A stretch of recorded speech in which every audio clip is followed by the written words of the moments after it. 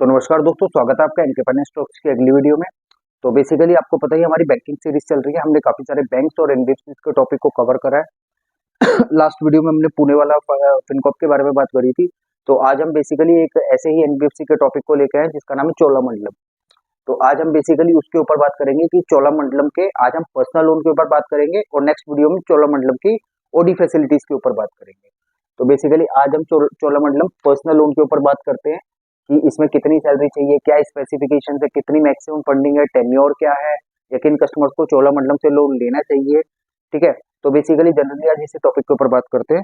तो चलते हैं अपने टॉपिक के ऊपर। सबसे पहले चोलामंडलम में सैलरी कितनी चाहिए।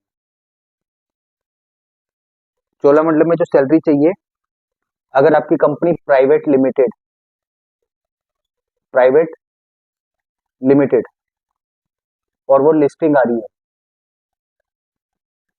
अगर आपकी कंपनी प्राइवेट लिमिटेड है और आपकी कंपनी लिस्टिंग आ रही है, तो इसमें मिनिमम सैलरी चाहिए 25,000। ठीक है, चोलामंडलम में सैलरी कितनी चाहिए, 25,000 पे प्राइवेट लिमिटेड के लिए। और अगर आपकी कंपनी लिस्टिंग आ रही है तो 25 चाहिए। ठीक है, और अगर आप किसी बैंक में या फिर एनबीएफसी में वर्किंग हो, non banking finance company NBFC में वर्किंग हो, तो उसमें आपकी सैलरी 40,000 पे होनी चाहिए। अगर आप प्राइवेट लिमिटेड कंपनी में जॉब करते हो और कंपनी लिस्टिंग है, तो उसके लिए सैलरी चाहिए 25,000 पे। और अगर आप किसी बैंक या एनबीएफसी में जॉब करते हो, तो आपको इसमें सैलरी चाहिए 40,000 पे। ठीक है, इसमें टेन्योर टेन्योर कितना है, टेन्योर है इसमें मैक्सिमम वो 72 मंथ का है, 72 मंथ एंड 84 मंथ। ठीक है, और सेम है, 40,000 से ऊपर सैलरी चाहिए, 40,000 से ऊपर सैलरी चाहिए। अगर आपकी 40,000 से ऊपर सैलरी है, जब भी आपको 72 और 84 महीने का टेन्योर मिलेगा। और इसमें भी सेम है, अगर आप 72 महीने का आपको टेन्योर मिलता है, तो कैलकुलेशन भी आपकी एलिजिबिलिटी भी है 72 महीनों, कैलकुलेशन भी 72 महीनों के हिसाब से बनाएंगे। और अगर आपको 84 मंथ का टेन्योर मिल रहा है, तो कैलकुलेशन भी आपकी 84 मंथ के हिसाब से होगी। तो उसके लिए बेसिकली क्या, 40,000 से ऊपर सैलरी चाहिए और इनके पास कंपनी कैटेगरी ए में आपकी कंपनी आनी चाहिए।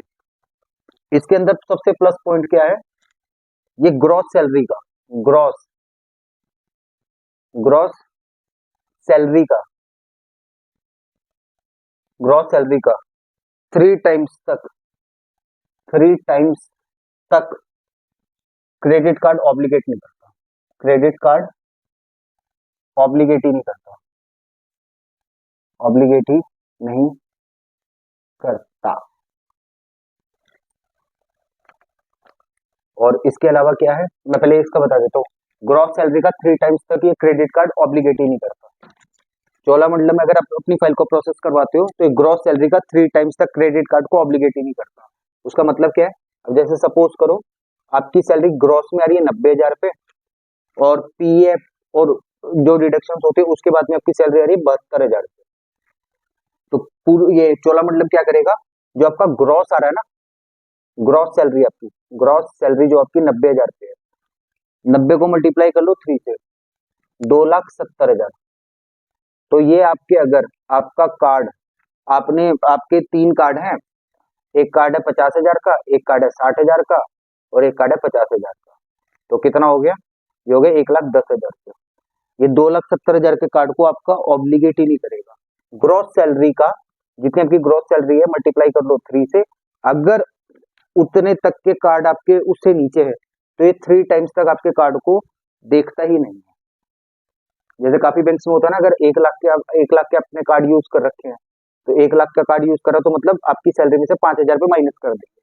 2 लाख के कार्ड यूज कर रहे थे तो 10,000 पे आपका माइनस कर देंगे। लेकिन इसमें प्लस पॉइंट क्या है, आपकी ग्रोस सैलरी 80,000 है, तो 80,000 को मल्टीप्लाई कर लो 3 से, 2,40,000। और अगर आपके 2,40,000 से नीचे तक के कार्ड यूज है, तो ये ऑब्लिगेट ही नहीं करेगा। सबसे प्लस पॉइंट है, जो अभी तक किसी बैंक या किसी एनबीएफसी में नहीं है। ग्रॉस सैलरी का 3 टाइम्स तक ये कार्ड को ऑब्लिगेट ही नहीं करता। और चोलामंडलम गोल्ड लोन ऑब्लिगेट नहीं करता, गोल्ड लोन ऑब्लिगेट नहीं करता। जैसे काफी सारे कस्टमर है ना, किसी का 4 लाख का गोल्ड लोन चल रहा है मुथूट से, किसी का 5 लाख का गोल्ड लोन चल रहा है मुथूट से, तो ये गोल्ड लोन को ऑब्लिगेट ही नहीं करता। ठीक है। और अगर आपके 6 टाइम से ऊपर क्रेडिट कार्ड यूज है, 6 टाइम से ऊपर यूज है, जैसे मैंने ऑलरेडी काफी वीडियो में बता चुका हूँ, आपकी सैलरी 50,000 रुपये है, मल्टीप्लाई कर लो 6 से, 5 6 30, 3 लाख। अगर आपके 3 लाख से ऊपर के कार्ड है, जैसे आपने 5 लाख के कार्ड यूज कर रखे, 6 लाख के कर रखे, तो काफी आप एनबीएफसी में डालते थे, बैंक में डालते थे तो डिक्लाइन हो जाती थी, लेकिन ये यहाँ पे आप डालोगे तो ये बीटी कर लेंगे, 6 टाइम तक ये बीटी कर लेते हैं। और ये 6 चीजों को, 6 थिंग्स को बीटी कर सकते हैं। ठीक है।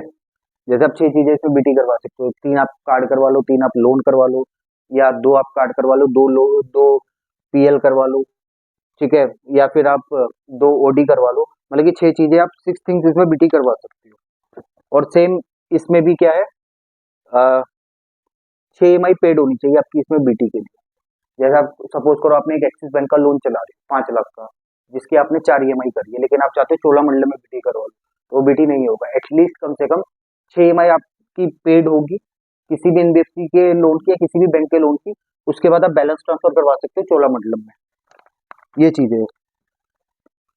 इसमें रेट ऑफ इंटरेस्ट, आरओआई, जो रेट ऑफ इंटरेस्ट है वो 15 to 19% है। चोलामंडलम में मिनिमम आरओआई क्या है, 15% से लेके 19% तक। ठीक है। वो आपकी प्रोफाइल, लोन अमाउंट और कंपनी कैटेगरी के ऊपर डिपेंड करता है। तो इसमें 15 से 19% तक का ये है आपका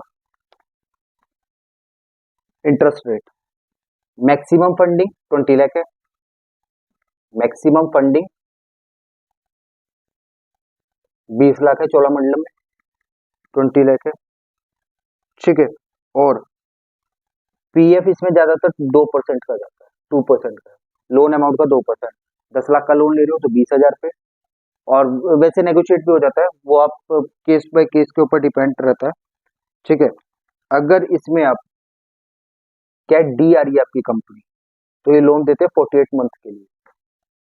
अगर आपकी कंपनी कैटेगरी डी है तो ये लोन देंगे आपको 48 महीनों के लिए, मतलब 4 साल के लिए। और अगर आपका इसमें 10 लाख या 10 लाख से ऊपर का लोन अमाउंट बनता है, तो इसमें 5 साल का जेसीबी चाहिए, 5 years JCB.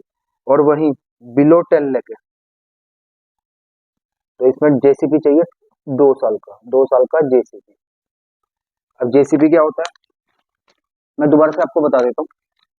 Private limited company और वो लिस्टिंग आ रही तो 25,000 रुपये इसमें मिनिमम सैलरी चाहिए। बैंक या एनबीएफसी में जॉब करते हो तो 40,000 की सैलरी चाहिए। 72 महीनों के लिए केस, मतलब कि 72 महीनों का टेन्योर मिल जाएगा इसमें आपको, और 84 महीनों का भी मिल जाएगा।